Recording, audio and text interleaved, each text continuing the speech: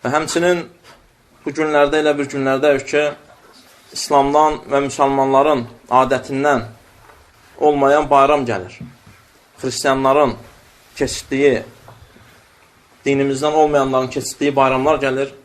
Və istədim ki, Allahın izindən xatırladım. Çünki xatırlatma fayda verir.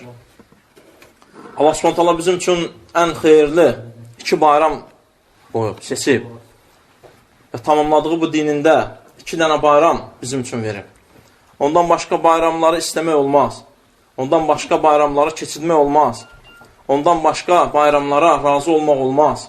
Çünki bu nə bizim İslam əxlaqından, nə İslam ümmətinin həyatına tətbiq elədiyi Quran-ı Kərimdən, nə də sünnətdən olmayacaq. Allah Subhanahu bizim üçün seçdiyi ən üstün 2 bayram var.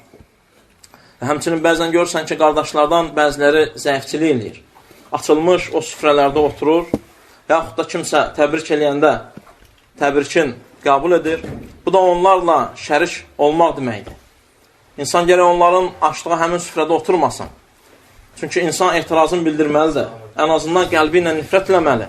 Dillə deyib çatdıra bilmirsə, doğru düzgün, hikmətlə başa sala bilmirsə, ən azından özü orada oturmasın.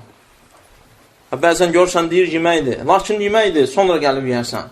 Hətta Şeyx Süleyman Ruheyli, Allah onu qorusun, deyir ki, bidət bayramları üçün pişirilən yeməklərdən yemək olmaz. Bidət bayramlar üçün, hətta pişirilən yeməklərdən, bəzən görürsən, müəyyən vaxtlar var ki, orada şəkərbura pişirir, biri şorboğalı pişirir. Bu yeməklərin əsli halaldır. Lakin müəyyən bir İslamda olmayan məcusi bayramları kimi digər bayramlar üçün pişirilibsə, hazırlanıbsa, onları keçirmək olmaz və onlardan istifadə eləmək olmaz. Və istədim ki, Allahın izindən bunu bəyəndim və qardaşları da çatdırım, hər bir kəsə xatırladım, çünki xatırlatma fayda verir. İxlasla.com saytı tərəfindən təqdim olundu.